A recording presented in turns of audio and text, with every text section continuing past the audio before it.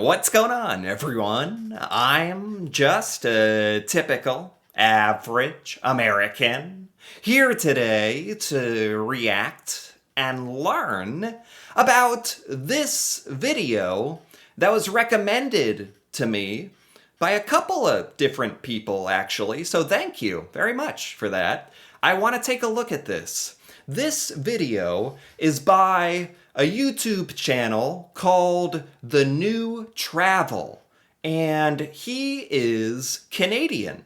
And recently, he put out a video called A Message to My American Viewers. And what is his video about? Well, the description says it's not too late to fix things and return our two nations to a more peaceful existence. Wow, I mean, that sounds great. I would love that. That's actually really awesome to hear from a Canadian as well. Like, I don't know, it's also a very sort of optimistic point of view, especially based on a lot of the stuff I've seen on the internet, social media, my comments. I did a whole video not too long ago about could Canada put this all behind you and go back to the way things were with the US-Canada relationship, and it didn't sound like it was really that possible.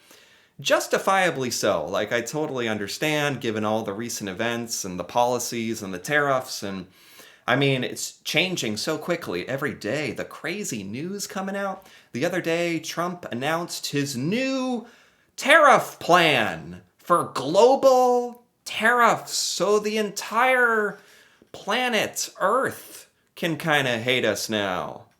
Great, yeah. And the US economy is tanking. It's complete.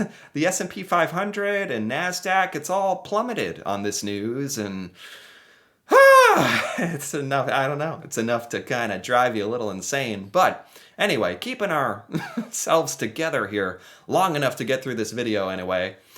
He goes on to say, but it begins by speaking truth. So I thought it would actually be really cool to hear his Canadian perspective on some of the things going on right now. He made this video like almost 2 weeks ago, and a lot of stuff has happened since then, my God. But still, I think this is really worth watching. So let's take a look. This is an uncomfortable video to make, but we are living through uncomfortable times. I don't have a script here. I don't have any notes. I'm just talking as I would to a friend. Canada and America, we have been friends for most of our history. Yeah. And if you don't know, I'm a Canadian. So for anyone who's new to this channel, I'm Dan. I've lived in a few different cities in Canada. I've seen a couple of his videos. He's actually very good. Like, he's a really good travel YouTuber. Definitely check him out. I also travel a lot. I've been to a lot of different countries, and I've been to the United States many times. Oh, okay. I've crossed the Canadian-U.S. border by car, by bus, by plane. Oh. What? What's going on here? The powers that be don't want us to continue this video, I guess. What is this? Is my internet out? The fate of the US-Canada relationship hangs in the balance. Oh, okay. It's back. All right, we're back. You're not all bad people. You're not all happy about what's happening in your country. And I just took a trip to America, actually. I was just traveling in California for a couple weeks. I had some Canadians who are upset at me for even traveling to the United States right now because many Canadians are doing a very strict boycott of anything American. Wow. Really? This is actually so interesting hearing, like, I don't know, sort of like this intimate, and intimate, sounds like a nice brand of breath mints or something, intimate conversation between him as a Canadian guy. Like that his friends or family were upset that he traveled to the US. Has it actually gotten to that point? Like, that's genuinely, I've learned about the Canadian boycotts of the United States. You know, our goods are stuff that are in your stores and our services, and but it extends even to like him traveling here for a little bit. Like a lot of Canadians frown on that. Wow, wow, wow, wow, wow. No American trips, no American products. No, everyone's checking where things are made when you're at the grocery store. Is this Apple American? Okay, put it back. Yeah, But we've been brought together by what is seen as an existential threat to our country sure. existing. Yeah, I mean, and it's so cool that he's putting it in those words. Like he's not mincing words here. He's saying it just like how it is. And this would like actually genuinely, I think this would kind of shock a lot of Americans. It's shocking to me, but I'm at least a little bit, I'm on the internet. I'm a little bit on the pulse of what's happening. So it's like, yeah, the fact that he's saying an existential crisis for Canada, like the very existence of Canada is being called into question. Like more Americans need to understand, like with not just the tariffs, but the rhetoric of like the 51st state nonsense. Like it's a lot. Like Canadians are taking it very seriously, taking it at face value. Like taking when the United States says things and does things, like you take it at face value for what it is. So whereas I think Americans, a lot of us kind of rationalize it or kind of purposefully misinterpret it or are just kind of willfully ignorant about a lot of it. So yeah, the fact that he's saying this, I think is really a good thing. And that's America. And the thing is, it's hard to know with Donald Trump when he's joking and when he's not, because he'll say these things that are obvious lies. Like when he was talking about the immigrants from Haiti he said they were eating cats and dogs. They're eating cats and dogs. Yeah. You remember that? That was in the debate. Yeah. Like, I don't know. I hate to laugh, but it's like, if you don't laugh at some of this, you're just going to drive yourself insane, even though I'm already halfway there.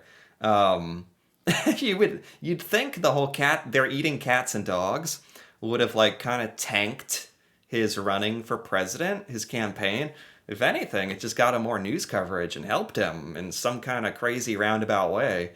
But yeah, that's a man. So much craziness has happened since then. It's like a lot of us have forgotten about stuff like this. Yeah, that's funny. And then the news stations go there and they talk to people in that town. They're like, no one's eating cats and dogs. There was no one's eating cats and dogs. But that story will just be like a headline blasted across the whole nation. Yeah. And then some people find out the truth that it was all made up. But some people presumably just believe that. And that just enters their consciousness. Now, that's how propaganda works. You now believe something that's factually untrue.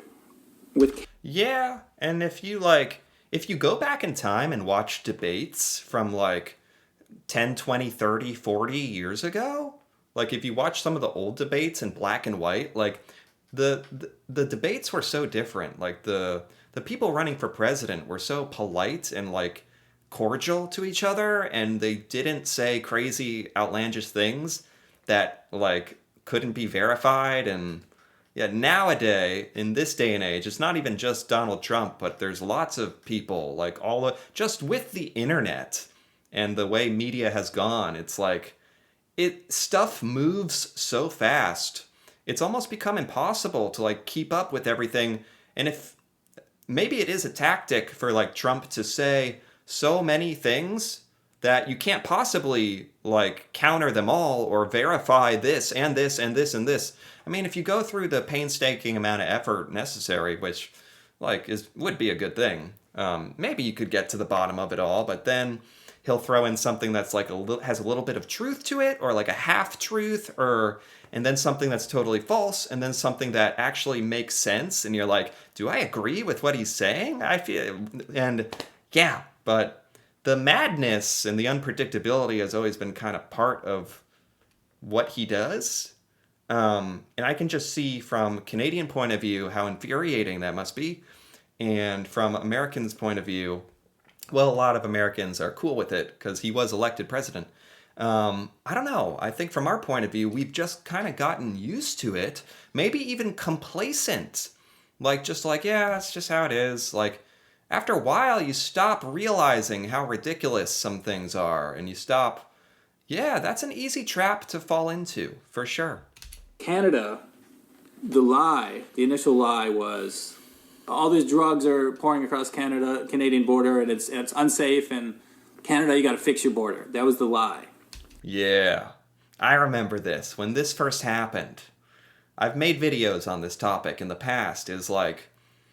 I remember thinking, why is Trump talking about Canada? Like Canada has done anything to us negative. I don't. So incredibly random, so unprovoked, so stupid, especially now in hindsight. But it started with this, the Canadian border and the fentanyl. And it's just like, what are you talking about? You weren't even talking about this when you were running for president. No one cared about this. No one thought this was a problem. The U.S.-Canada relationship, we were good. And then all this happened. The reason it's a lie is that well under 1% of the total amount of fentanyl entering the United States was coming from Canada. Yeah. The lie is planted. Canadian border, people start thinking, what is going on up in Canada? Well, I see a lot of fentanyl in my city. Like, let's say you live in Kentucky or something. Well, I do see a lot of fentanyl. Where is it coming from? Trump. I am going to push back a little bit on what he's saying, just because, I'm here to give the American perspective, right? Everything he's saying has been, very, very good and well thought out, and I agree with most of what he's saying. But funny enough, the only thing I don't agree with is that Americans were... I don't think Americans were thinking very deeply about this fentanyl thing, about, Canada's really screwing us with these drugs. I don't think Americans really thought that or blamed Canada. I actually think most Americans were just confused and just what? Drugs from Canada? Huh? I don't think so. I've never heard of that.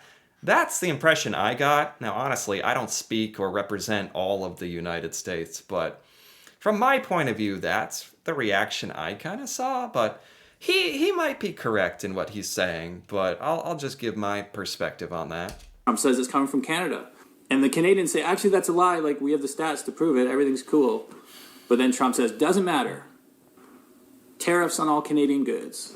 Let's decimate the Canadian economy. Let's harm all those average working Canadians and Americans, by the way. It goes both ways. Yeah, but a lot of Americans don't understand that. And a lot of Americans just... This sounds really harsh and really, bad, but I'm just trying to be truthful. A lot of Americans, I think, just don't care about stuff that they think doesn't affect them. Like tariffs on Canada. That wasn't as huge of a thing. That's not as big of news as you would think in the United States, because a lot of Americans just don't care. They are just worried about their own life and their problems and their bills and stuff, even though they should care because it affects us in a really big way. But since a lot of Americans don't see it that way, a lot of Americans just didn't really care when this was all happening, and now it's just kind of spiraled into something where I think Americans are starting to care more about this because it is finally starting to hurt us. I know that sounds so selfish and egotistical, and I just think it's the truth. People start caring when it affects them. They don't have the foresight to always know that they should care because it will affect you. But anyway, enough time has gone by where, like I said, the markets are literally plummeting right now. And no one really knows what to do. Economists are baffled and people's pocketbooks are hurting in the US. And I think now Americans are starting to question a lot of these policy decisions, especially tariffs. People are starting to talk about it and question it. It has taken far too long, but it's finally kind of happening. All these average people who are working in companies that need American or Canadian parts, or serving American and Canadian customers, all the country trade, which helps growth on both sides, is just getting harmed needlessly. And as much as a lot of Canadians are doing the boycott of the U.S., and the patriot inside of me supports it. It's a good thing people are acting with their money. It's smart. Sure. But also, let's not avoid the elephant in the room. Canada, we are 1/10 the size of the United States. We're not. We can't win this trade war. I mean, that's that's a super honest, transparent thing to say, and I really appreciate him saying that. Obviously, that doesn't feel good to say, but it's like he's right. Like like Canada's economy is a lot smaller. Canada historically, I think you guys have like exported, is this right? Like 75% of Canadian stuff has come to the United States. That's a huge part of the Canadian economy. And it's like in a straight up trade war, it does, like, I'm not trying to sound egotistical, but it feels like this is going to hurt Canada more, even though it is starting to hurt America, and it will hurt America a lot. It is hurting us a lot, but I think it's going to hurt Canada more. I think that's what he's saying. There's a metaphor I was thinking about. It's like you have an older brother and a younger brother. Canada's the younger brother. We've always been close. We've always been like family.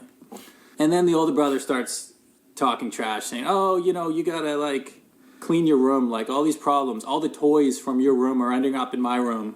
Get your toys out of here. And then the younger brother thinks, well, my toys aren't actually in your room. That happened one time, but like there's no toy crisis. I like this. The younger brother just thinks it's kind of a joke. I like this analogy. And then the bigger brother comes and punches the younger brother in the face. Yeah. Like out of nowhere. Yeah. And then the younger brother's like, what the hell was that? Yeah. And now, like, you're scared, you're disappointed, you're kind of angry, but you can't fight back because it's not an even fight here. It's the world's biggest military, right? And the trust is gone. And which kind of relates to what we were saying at the beginning of this video is, can things go back to how they were? Which for me as an American, I would really like. But that seems naive because it's like, when your brother comes up and punches you in the face, how can you ever forget that? How can you ever, you can try to forgive. You can't really ever forget it. Like, how do you go back? And so there's just a feeling of like the trust has been broken. Yeah. And whatever kind of like friendly bickering we had before, those days are over. Now it's a new reality. We were betrayed. Yeah. As for the 51st state conversation. Yeah.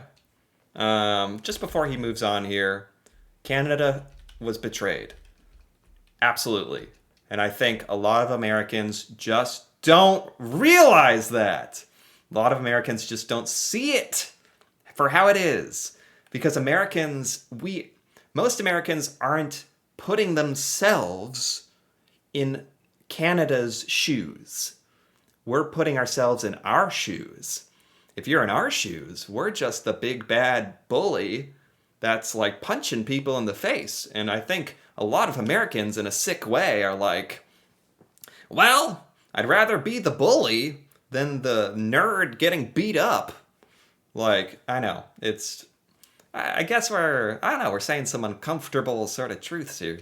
51st state conversation. There's different opinions on whether Trump is very serious about this or not.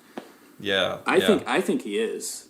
Right. I'll just say it. I'm not afraid to say it. I think Trump does want Canada to be the 51st state, and given the chance, he will take Canada. When this first happened and he was joking about the 51st state, I thought it was jokes and typical Trump nonsense. And the more it's gone on and the more the tariffs have gone on and the animosity towards Canada, the more I don't see it as a joke. So I know exactly what he's talking about. That's not something I would have said a few months ago. Right. It's kind of scary that I'm even saying that out loud when I think about it. But absolutely. Like I said at the beginning, we are in uncomfortable times, and the only thing really stopping Trump from taking Canada, from taking Greenland, from taking Panama, from taking whatever else he wants is the American institutions, which are quickly collapsing.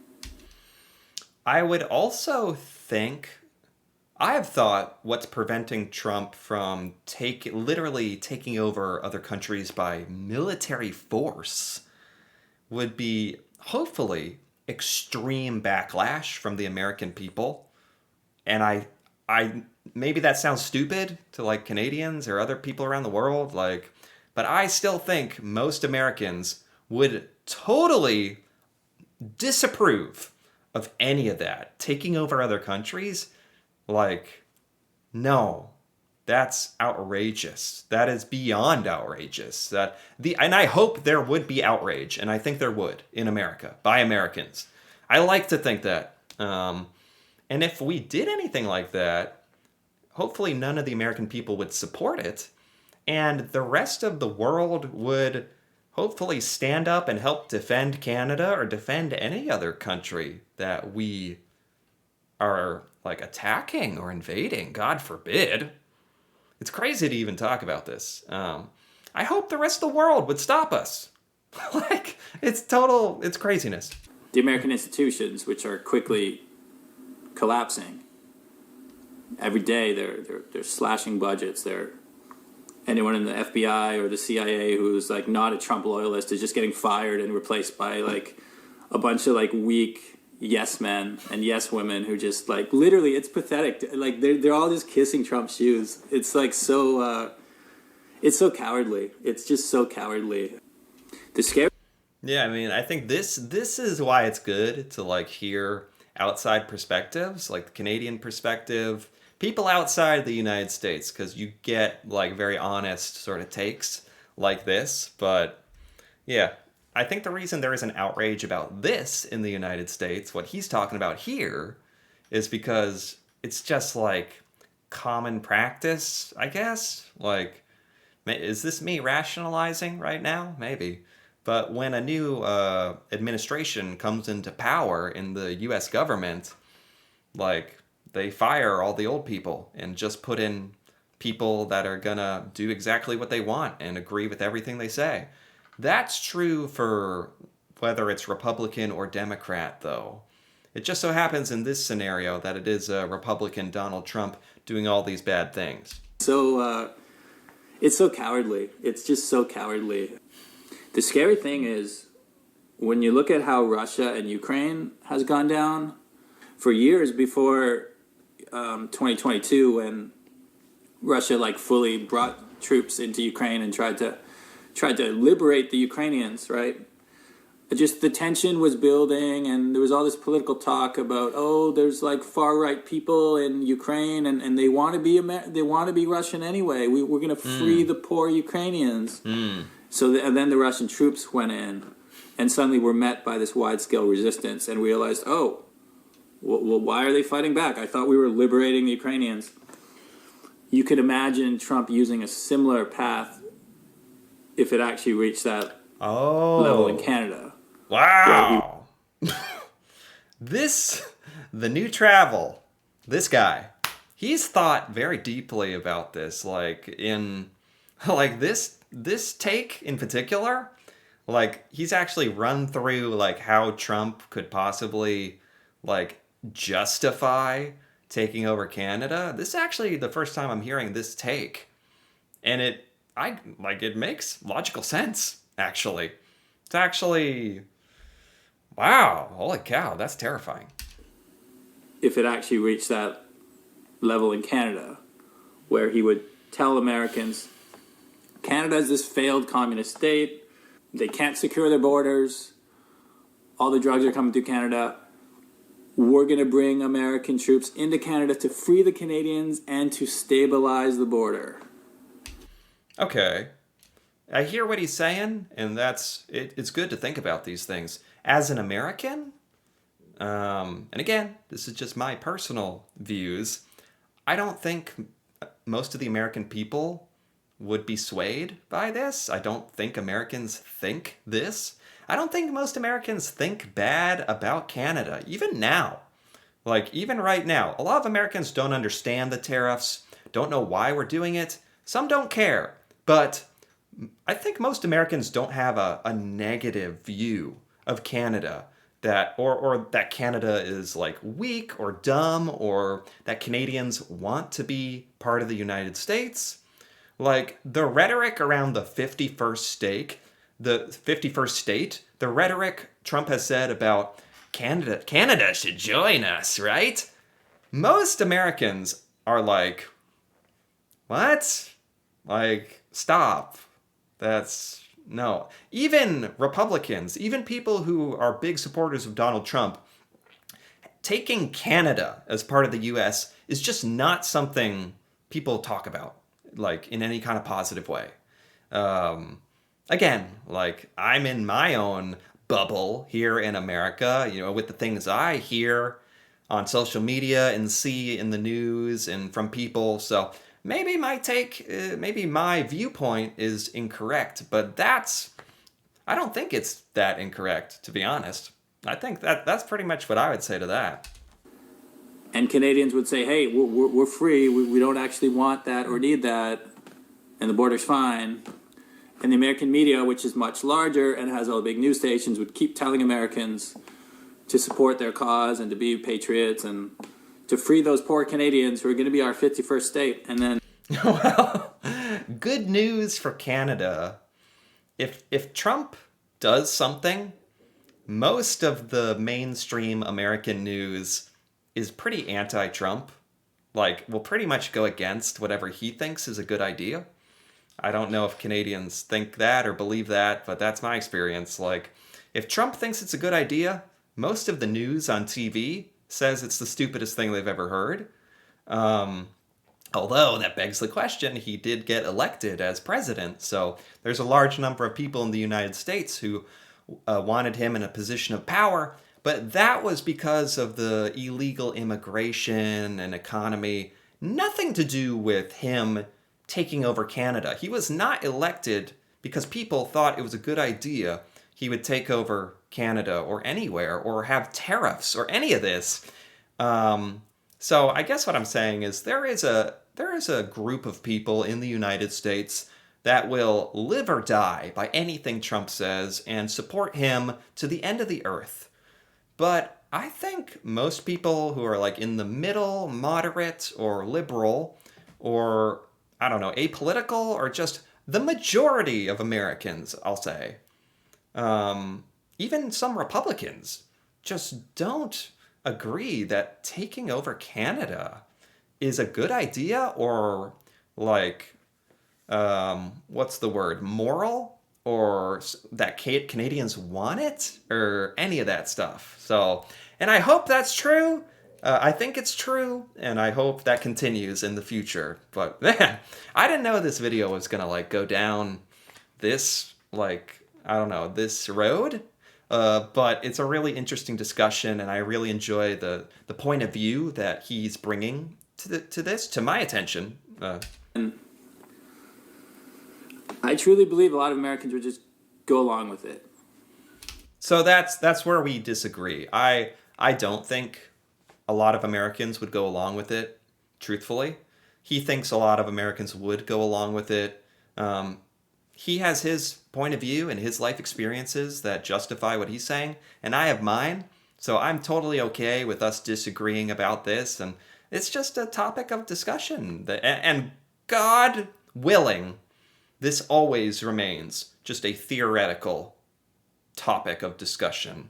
And God willing, never, ever do we have to find out if this is true or not. Some of them, the hardcore Trump is right about everything, fully believe it. And then the silent majority would think, well, that's kind of weird, but whatever. Like, I got other problems. Look at the price of eggs. I'm working 2 jobs just to pay for my apartment. I don't have time to worry about the Canadians. And okay, I see what he's saying there. That's a better argument, honestly. Hey, I'm willing to adapt to any argument that's presented before me. So what he's really saying is, if this was happening, and Trump was trying to take over Canada, his supporters would do it. And then the silent, apathetic majority of Americans who don't feel strongly either way wouldn't really put up a fight to stop it. I absolutely see what he's saying. Suddenly, after a while, you just feel like it's hopeless. That's the scary part. When I was down in the U.S., anytime, I mean, basically, I had a few conversations with Americans about this stuff because when they asked where I'm from and I said Canada, it would just lead to like political talk. And after a while, like the Americans would almost always just be like, "Oh, let's talk about something else. I'm tired." And you could see it.